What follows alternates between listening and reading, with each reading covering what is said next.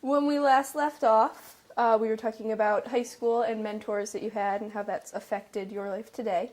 The next thing that I want to talk about is your college education. So, where did you attend college? I attended college in Greece, in Tripolis, the small town where I also went to high school. And that was a 2-year college that was to prepare students for teaching, grade school teaching. I wanted to tell you a story as to how I applied to that college. Before I made that decision, I wanted to decide what to do, whether to go to Australia to join my sister because she was already in Australia, or what else to do. I was studying English to become more efficient. And one day, I met someone who was applying for the college. And she asked me if I would study with her. And in 7 days or 8 days, the entrance exams would be administered. She took me to the preparatory school where she studied with a group of other students. And when the man who was in charge of that found out that I also wanted to join, he said, I won't charge you any money. You're a good student. And he wanted, of course, a student to pass so he can just list that name on his list that graduates of our preparatory school were accepted. So I just came to apply there by default. I didn't know what to do. And that gave me a beginning. So I went to college. I came fifth in place in order, and I received a scholarship, so I felt secure enough. And when I finished college, I wanted to pursue my studies. And I approached the director of the college, the dean, and I asked if he had any suggestions. And he says, go to America. You know, you have a fair command of English. Go and study there, because I told him I want to study psychology, because the theories of Freud and Jung and Adler had impressed me very much as a young guy. And I said, yeah, I will do that. And so I tried to get my papers to go to America. When you arrived in America, I mean, what types of experiences did you have? I mean, just arriving there, how was it different, and did you feel discriminated against, or like how are you treated as an immigrant coming into America in the beginning? The treatment was another problem. The problem is I did not know where I was going to live, how I would find the money to pay my tuition. I had very little money when I came to America. My father and mother gave me no more than $275. And some of that was spent when we stayed in Paris for a night, because we missed the connecting flight. And we went to see some sights there. And then I came to New York. I had no place in mind where I would stay, but I wanted to see my cousin who was living in New York for a day or two and then come to Chicago. My destination was Chicago, but exactly where I would stay, I did not know. I had come here to attend a college, which was a bogus kind of an institute. It was an engineering college that was supposed to be bilingual. So even if you did not pass the English proficiency test, you could qualify to enroll because they taught you in Greek as well as Italian and other languages. And I attended that place for a semester, but during the semester I realized I was doing the wrong thing, because my intent was not to become an engineer. My intent was to become a psychologist. So I stopped going regularly, because I realized it was just a business enterprise for them. They didn't really care for the education, even for those students who were supposed to be future engineers and electrical engineers and all that. So one day I went to Roosevelt University, and I saw the dean. of foreign students. I showed him my grades from Greece, both high school and the college, and they were very good grades. And he told me, Nicholas, he says, if you attend here and you prove that you are as good a student as your papers indicate, we'll give you a scholarship after the first semester. And I said, I will do that. So immediately I registered officially at Roosevelt University, and I started to attend. And I gave up the other idea of going to that bogus school. Yet I was threatened with bills, like tuition bills, bills for equipment, for T-shirts, and all that other stuff that they were selling just to make some money. And I didn't have the money, $125, I believe I was in the red. And I didn't pay that at all.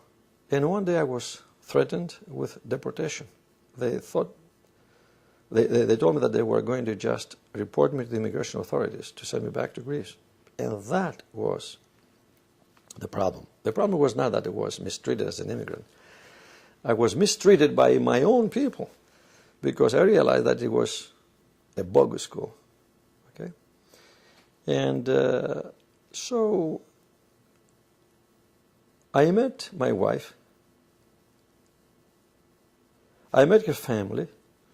And I was very fortunate that I found in her father a very good man. One day he asked me what was wrong, because this bill that I kept receiving for the $105 was on my mind. And it really upset me very much. And one day he took me to the city hall and paid the money. He says, look, it's not worth it. Let's pay for it. And so that got me out of debt. And at that time I was living with an uncle of mine that I found out. When I came to this country, I had a list with me of all the people who were Acadians from the same region that I was from. And one of them told me, if you need help, just call some of these people and ask for help. So one day I called this man who was a barber on Roosevelt Street. And he says, come here, we'll give you a haircut and we can go and have dinner after that and you can tell me all about the village. He had left the village 60 years before. And he had never gone back. And so I visited with him, and after dinner he says, where do you stay? I was staying at a cousin's place, sleeping on the couch. And I had to go out of there soon because I could not stay there much longer. And my uncle, quotes unquote, says, come and live with me because my wife passed away a few years back and I'm by myself. He lived in Skokie. His name is Prasas, John Prasas. And I stayed with him until I was married. And it was a wonderful time because I felt good having a place to stay, a townhouse with a backyard. And we lived together there for several months. How did you meet your wife? I met her in church, and then I saw her at Fields, Marcia Fields. And I wanted to go out with her. I want to talk to her again. And I will tell you a very embarrassing anecdote. True story. One day, when I was working at Fields as an elevator operator, I would take people from one floor to the other, I saw a lady standing there who looked just like my now wife. And I said, good morning. This and that. She comes in, and I asked her out. I said, when can we go out? She says, me? I said, yes, didn't we meet in church? Oh, no, he says, that was my sister. They looked identical. To this day, if I get a call from my sister-in-law, I will think it's my wife, okay? Or vice versa. And I was very, very embarrassed. I said, I'm very sorry, I said. I did not mean just to be so indiscreet. No, she said, that's okay. This happens. Many people confuse the two of us. And so we met. She told about me again. She says she asked me out, but she meant that for you. And so we started going out, and We got engaged within a year. And after a year and a half or so of being engaged, we were married. How did you propose? Back then, it was not the formal proposal that we have now, and I can see how that's done with a young generation, my own daughters. I'll tell you what happened. I wasn't sure whether I should make that decision. I called my sister, who was in Australia, and I said, Sophie, I said, I'm going to have to make a decision whether or not to marry Poppy. She says, from what you told me, she's a good girl. Go ahead. So I called my cousin who was living here, who knew a little bit about her. We had gone out together. And he says to me, you know what you should do? Go to bed. In the morning, get a cold shower. And if you still feel good about that, about her, just call her up and say, let's get together. Let's get married. So in the morning, I got my cold shower, and I still felt about her. I said, yes. I called her and I said, yes, I want to do this. I said, go ahead. Call her up. So we arranged for a very formal engagement party. It was supposed to be the 29th of May, 1963. And we got at least 2.5 feet of snow. I had invited a friend of mine who was a priest in Kankakee, Illinois. At that time, Kankakee was a much better town community. And he called me and says, look, don't think that I'm not going to come, but it might take me some time and I'm going to leave early. So he came and performed the ceremony, the formal ceremony for the engagement. We had at least 45 people, and about 20 of them didn't show up because of the inclement weather.